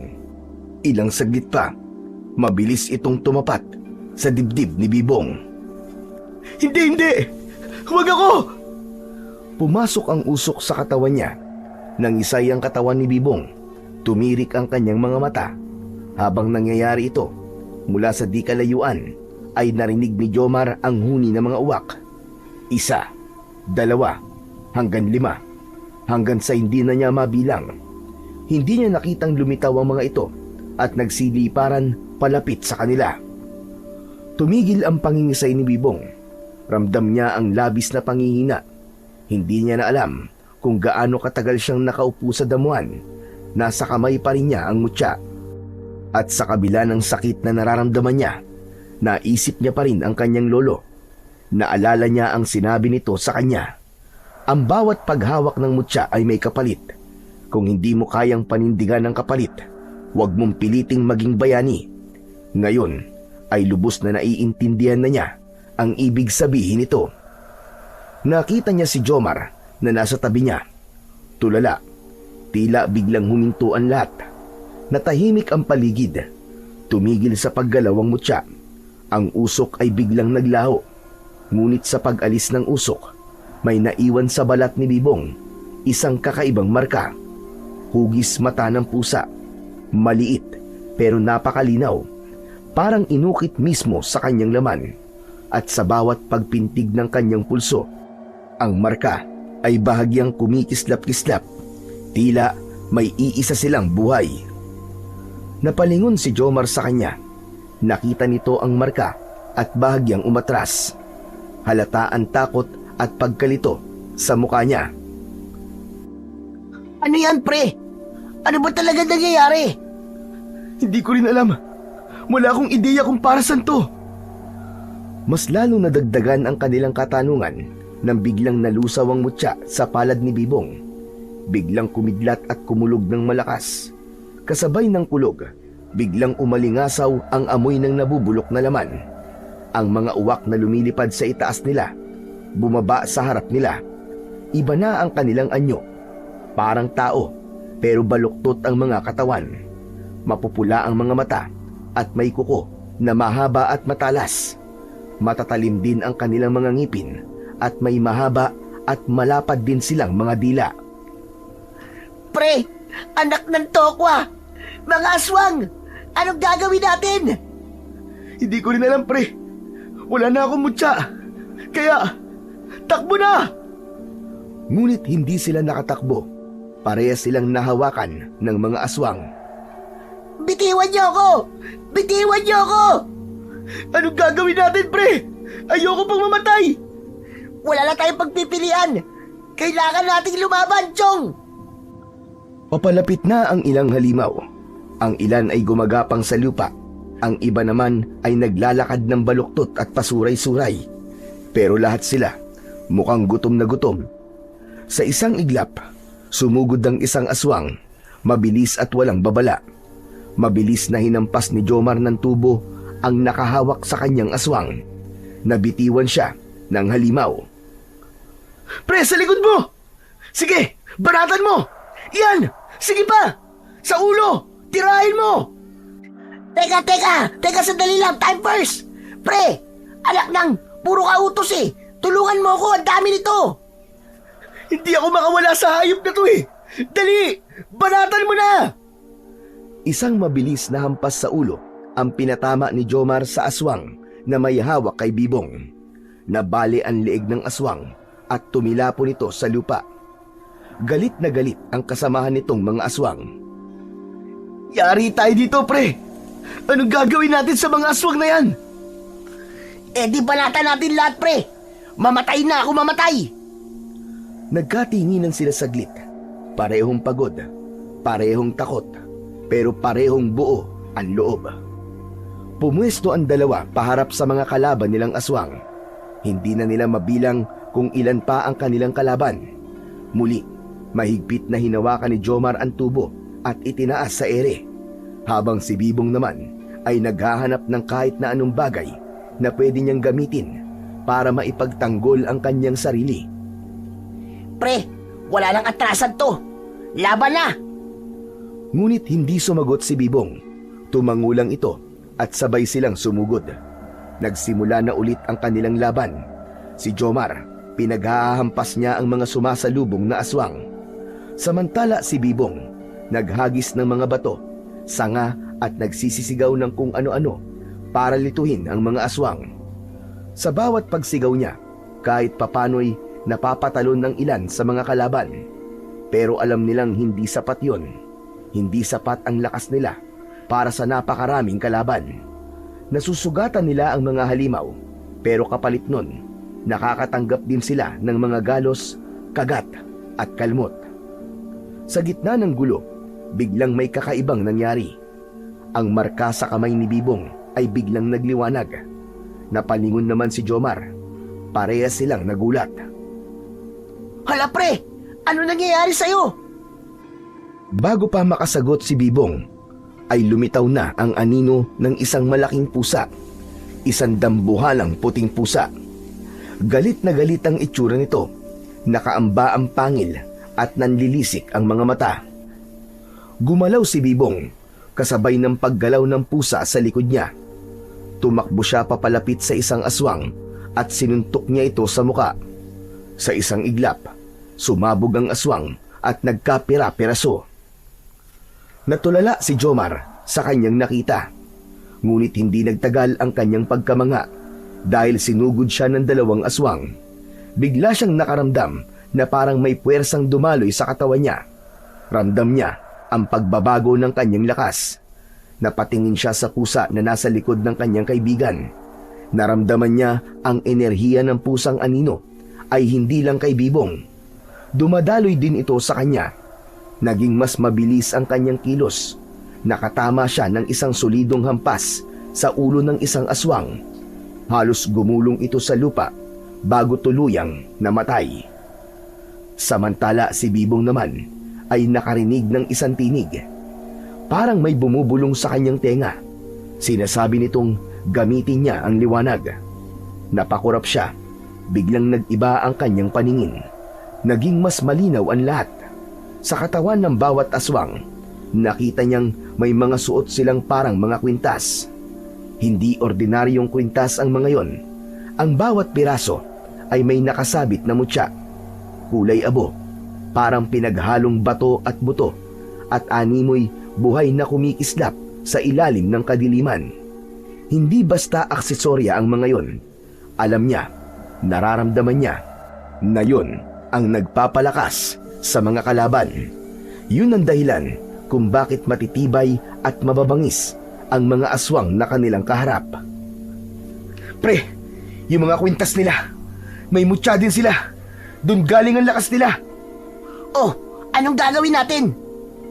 Hindi na sumagot si Bibong. Kumilos siya, gamit ang bagong lakas na dumadaloy sa kanya. Mabilis niyang inatake ang isang aswang. Sinadya niyang puntiryahin ng kwintas.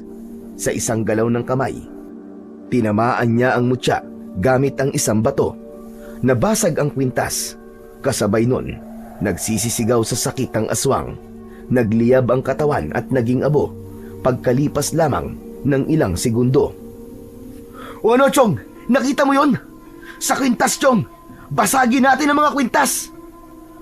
Agad na naunawaan ni Jomar ang sinabi ni Bibong. Mas naging sistematiko ang kanilang galaw. Hindi na basta suntok o hampas lang. Pinuntiryan nila ang mga kwintas ng bawat aswang. Isa-isang bumabagsak ang mga kalaban.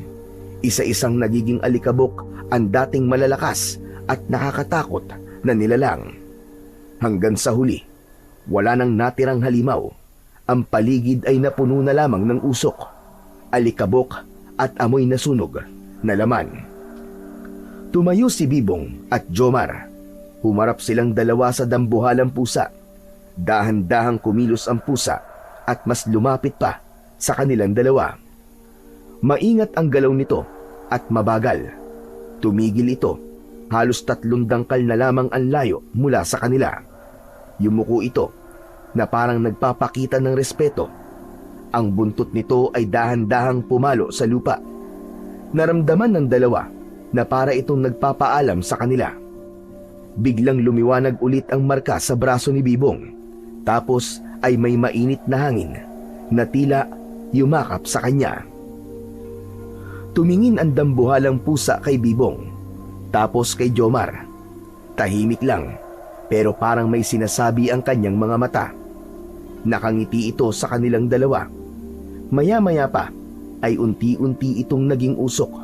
Nagpaikot-ikot ito sa katawan ni Bibong at sa huli, pumasok na sa marka na nasa kanyang braso. Nakita mo yun, pre? Pumasok sa iyo yung pusa. Ibig sabihin, nasa iyo na ang mutya. Oo pre, kitang-kita ko. Di naman ako bulag eh. Oh, ba't naman ganyan ang mukha mo? Hindi ka ba masaya na nakamarka na sa iyo ang mutya? Na kahit na anong oras, pwede mo na magamit ang kapangyarihan nun. Masaya naman ako pre, kaso paano ko ipapaliwanag kay lolo to? Paano ko pa isusoli sa kanya to? Naka, problema nga yan. Walang yan naman kasi yung Romulo na yun eh. Akalain mo ba namang pinag-interesan tong mutya na to? Wala talagang pinapalampas eh. Pati si lolo ko tinalo. Hayaan mo na. Nakatulong naman, di ba? Kung di niya ninakaw yan, naku po, sigurado, baka patay na tayong dalawa ngayon. Oo nga no, tama ka. Pero paano nga? Aaminin ko ba kay lolo na tinakasan natin siya para ano? Para magnakaw? Hindi ko kayang sabihin sa kanya yun, Chong. Kasi kahit mukha akong tarantado at pilosopo, kilala ako ni lolo bilang isang mabuting tao. Wala ka nang magagawa, Chong. Kailangan mo na talagang aminin ang lahat sa kanya. Sa palagay mo ba, Chong, yun ang makakabuti? Oo naman. Sasamahan kitang sabihin sa kanya. Mabait naman si lolo eh. Maiintindihan ka nun. Lalo pa kung malaman niya na nabingit ka na sa kamatayan at sa tulong niyang mutya, nakaligtas tayong dalawa. Sa bagay, wala na nga akong magagawa talaga. Pangako, sabay nating haharapin ang lolo mo. Pero bago yan, mabuti pa, maglakad na tayo para makauwi.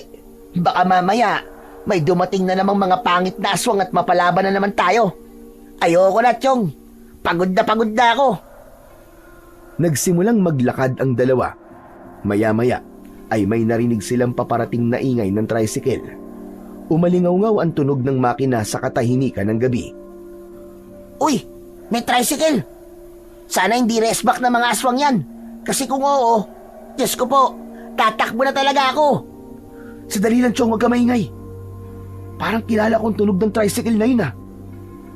Anak ng tutsang. Sabi ko na nga ba eh, tricycle ni Romulo. We, talaga ba? Babalikan pa ba tayo ng duwag na yun? Huminto ang tricycle sa harap nila. Parehas na nakakuyom ng kamao ang dalawa nang makita nilang bumaba sa motor si Romulo. Pero biglang nagbago ang kanilang reaksyon nang makita ang lolo ni Bibong mula sa sidecar. Mahigpit ang hawak nito sa kanyang baston at matalim na nakatitig sa kanila. Bibong! Po, lolo. Napayuko ang binata bigla sa lupa. Hindi makatingin sa kanyang lolo. Si Jomar naman ay tahimik lang sa gilid. Parang gusto nang magpakain sa lupa. Bakit po kayo nandito, lo? Babalik na sana kami. Kaso lang... Alam ko na ang mga nangyari. Hindi mo na kailangan magpaliwanag. Po? Oo, ipinaliwanag na sa akin ni Romulo ang lahat. Nasaan na ang aswang? Wala na po, Lo. Napatay na po namin ni Bibong. Ano ka mo? Napatay nyo? Aba, at napakahusay nyo naman pala. Pero teka, buhay ka. Opo, Lo. Ang galing ng habak na ibinigay niyo sa akin eh. Pero mas malakas yung mutya ng luha ng pusa. Anong sabi mo? Anong mutya ng luho? Bakit nasa inyo ang mutya? Bibong! Lo, akala ko ba'y naikwento na sa inyo ni Romulo? Napansin nilang yumuko rin sa lupa si Romulo at di makatingin sa kanila ng diretso. Ikaw? Panira ka talaga ng mundo ko eh, no? Kumpiyansa na ako na nagkwento ka na. Tapos eto, Hindi mo pa pala sinasabi sa kanya na nilakaw mo, Mutya. Lolo, kasalanan ko po eh. Ako po ang kumuha ng mutya. Hindi ko po sinasadya, Lolo. Nagandaan lang po kasi talaga ako sa mutya na yun eh. Tsaka nabanggit po kasi ni Jomar na haunted daw po yung gusali na pupuntahan namin. Kaya naisip ko na baka makatulong yung mutya sa amin. Akala ko ba hindi ka naniniwala sa mga kababalaghan at sa mutya? Sinabi ko lang naman yun para maging astig ako sa paningin nyo eh. Pero ang totoo, naniniwala naman talaga ako sa mga aswang at engkanto.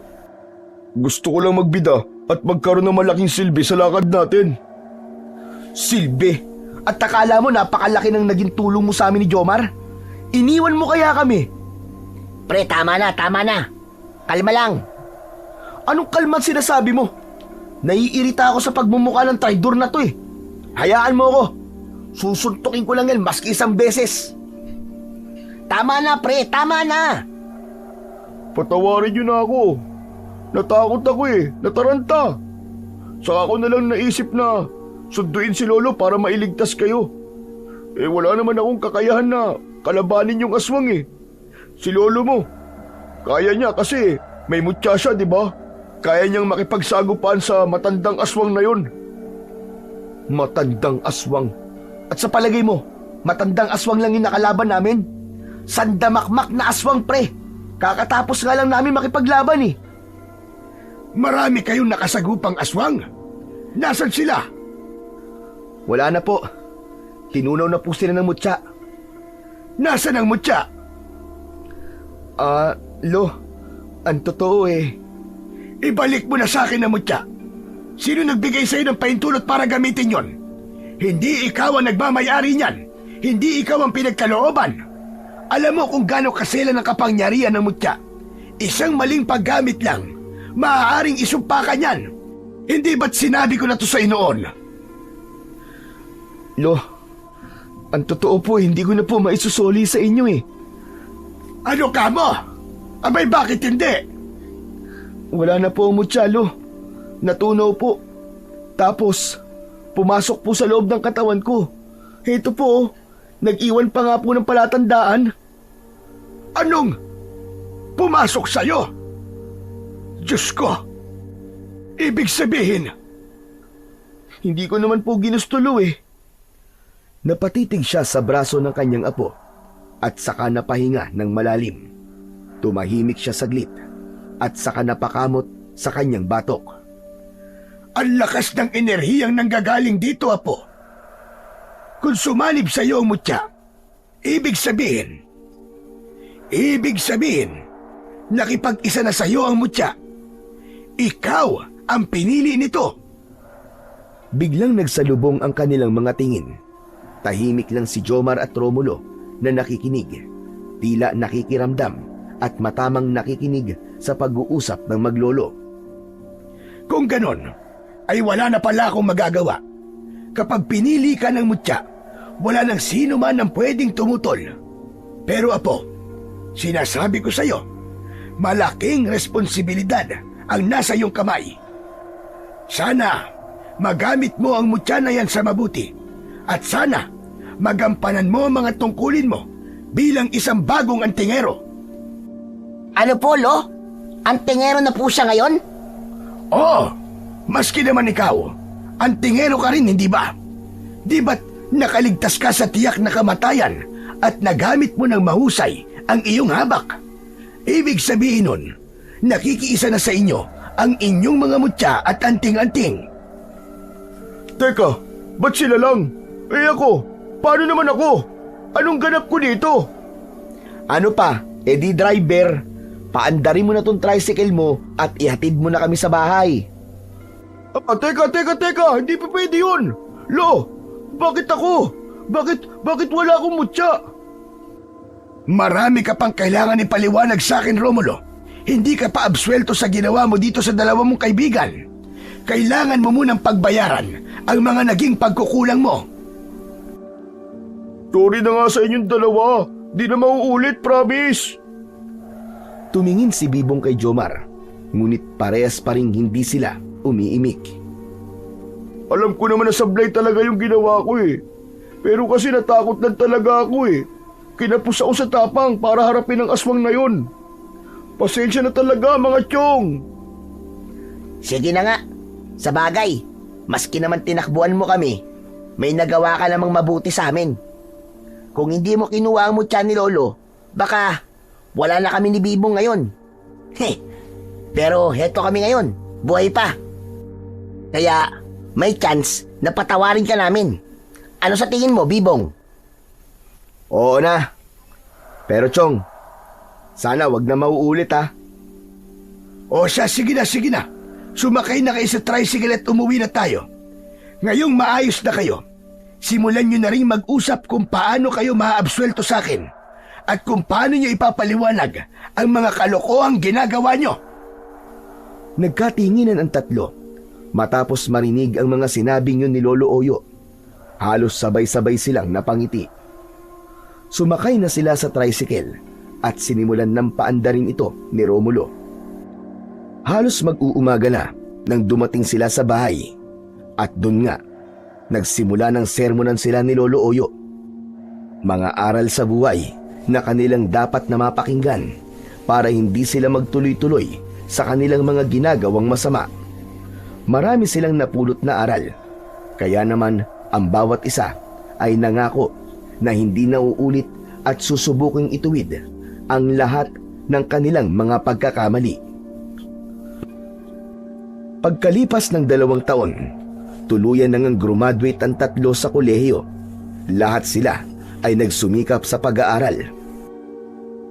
Si Bibong ang mas nagpursigi na maisakatuparan ang kanyang pagiging pulis. Tinulungan siya at sinuportahan ni Lolo Oyo at ng dalawa nitong kaibigan. Nag-review siya ng mabuti para sa exam at sa panahong yun, halos bumigay na ang katawan at isip niya. Ngunit palihim siyang tinutulungan ng mutya. Hindi sa paraang pandaraya, kundi pinapatatag nito ang kanyang loob at pinapatalas ang kanyang isipan. Naipasa niya ang exam at tuluyan na nga siyang naitalaga bilang isang pulis. Labis-labis ang saya ni Lolo Oyo. Halos maiyak ito habang tinitignan ang suot na uniforme ng kanyang apo. At sa mga sumunod na buwan sa kanyang serbisyo, unti-unti nang naging bahagi ng kanyang trabaho ang kapangyarihan ng mutya. Kahit hindi niya ito hayagang ginagamit, naroon ito palagi. Kapag napapasabak siya sa mga engkwentro, himalang hindi siya tinatablan ng bala. Dahil doon ay naging puspusan ang saya ni Bibong. Ginamit niya ang mutya hindi para manakot o magyabang. Ginamit niya ito para magligtas. Sa kabila ng pagiging abala niya sa kanyang trabaho, ay may isang bagay na hindi kinakalimutan si Bibong. Na hindi lang siya isang pulis, isa din siyang tagapangalaga at isang antingero na may kapangyarihan na nanggaling sa mutya ng luha ng pusa. Magandang araw po sa inyong lahat. Ang kwentong